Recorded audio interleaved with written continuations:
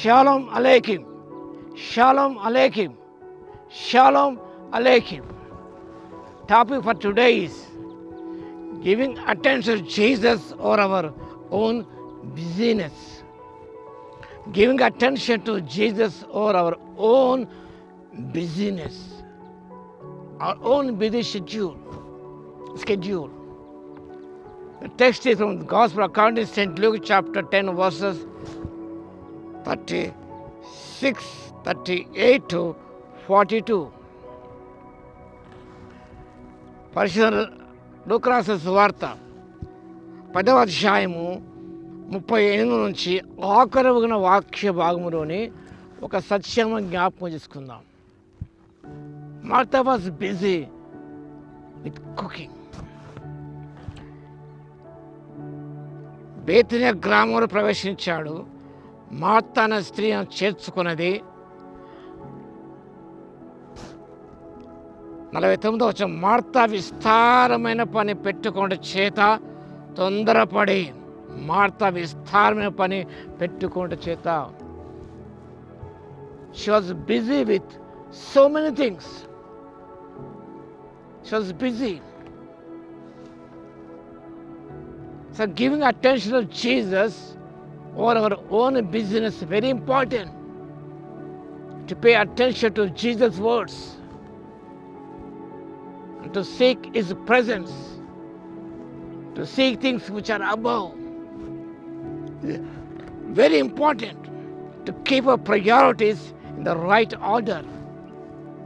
విశ్వాస జీవితంలో ప్రాధాన్యతలు ఏది అప్రధాన్యమైనది, ఏది ప్రాధాన్యమైనది, ఏవైతే ప్రాధాన్యము కాదో ఆ ప్రధానమైన వాటి మీద మన దృష్టి సారించి we are busy with worldly things, worldly affairs.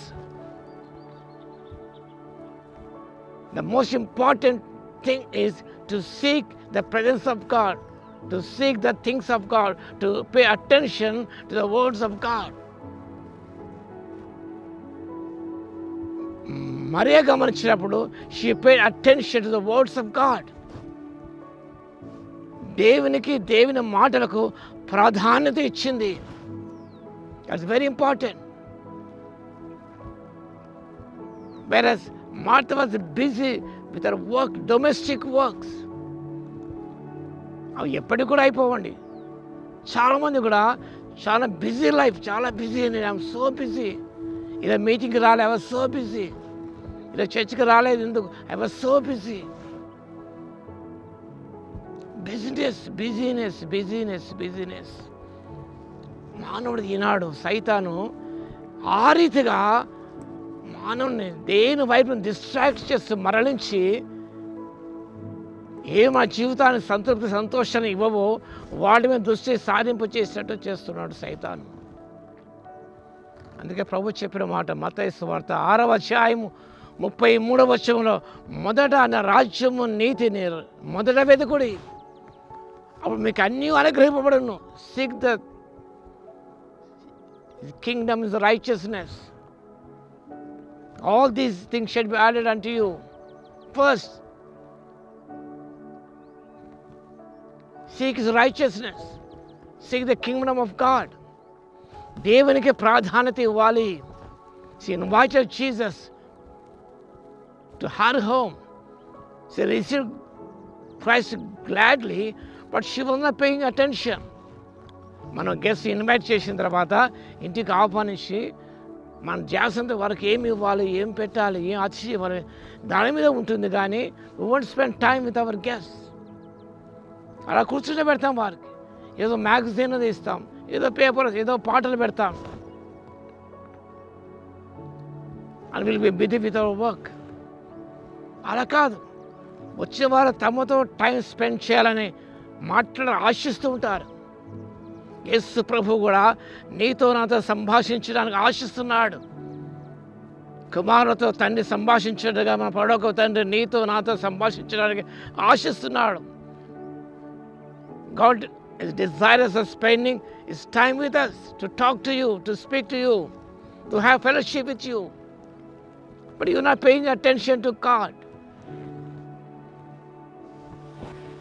No matter how busy our lives are, We need to seek God first in everything that we do. And get busy with your 1,000,001 tasks. ఆ తర్వాత నీకు ఎన్నో ఉంటాయి కానీ వాటికి secondary place ఇవ్వాలి. కాబట్టి పిల్లారా, మనం జ్ఞాపకం చేసుకుందాం. క్రీస్తుతో లేకపోవడం వారితో పైన వాటిని వెతుకుడి. ప్రాధాన్యతలు మన జీవితంలో ఎంతో అవసరం. కాబట్టి మార్త వలె ఉండక మరే వలె ఉంటూ మనం let us pay attention to the word of God. Let us seek his presence first and then let us be involved in our works with the schedule. కాబట్టి ఇక ఉదయకాల సమయంలో ప్రభు నీతో మాట్లాడుతుండగా paying attention to the words of Jesus. ప్రభు ఎంతగానో జీవిస్తాడు. మహోన్నతుడ యేసయ్య, మీకు వందనాలు, స్తుతి, స్తోత్రం. అయినా మీ మీద దృష్టి సారించగా లౌకిక వాటి మీద దృష్టి సారిస్తూ ఎంతో బిజీగా ఉన్నాము తండ్రి. చాలామంది బిజీ లైఫ్ లీడ్ చేస్తున్నారు. మీకు సమయం ఇవ్వలేకపోతున్నారు, మీకు ప్రాధాన్యత ఇవ్వలేకపోతున్నారు, మీ రాజ్యము నీతిని మొదట వెతకలేకపోతున్నారు, పైన వాటిని వెతకలేకపోతున్నారు. నాయన ఎంతో బిజీగా ఉంటే మీ సన్నిధికే రాలేకపోతున్నారు, మీతో సహవాసం చేయలేకపోతున్నారు, మీతో ప్రార్థన చేయలేకపోతున్నారు తండ్రి. మీ వాక్యాలు ధ్యానించలేకపోతున్నారు నాయన. క్షమించిన తండ్రి, ఈ సంవత్సరం ఉందైన ప్రభునైనా మొదట తండ్రి నీకు ప్రాధాన్యత ఇచ్చి తండ్రి ఎంతో ధన్యత దీవెన పొందే కృపని ఇవ్వగలందుకు స్తోత్రాలు చెల్లిస్తూ వాక్యం వింటున్న వీక్షిస్తున్న ప్రతి బిడ్డను దర్శించిన ఆయన ఆత్మీయ కార్యాలు జరిగించవలసిగా విజ్ఞాపన చేస్తూ యేసయ్య నామమున ప్రార్థించి వేడుకొస్తున్నాము తండ్రి. ఆమేన్. మన తండ్రి అయిన దేవుని యొక్క ప్రేమయు, మన ప్రభువును రక్షకుడైన యేసుక్రీస్తు యొక్క కృపయు, పరిశుద్ధాత్మని యొక్క అన్యోన్య సహవాసం మనందరికీ సదాకాలము తోడై ఉండును గాక. ఆమేన్.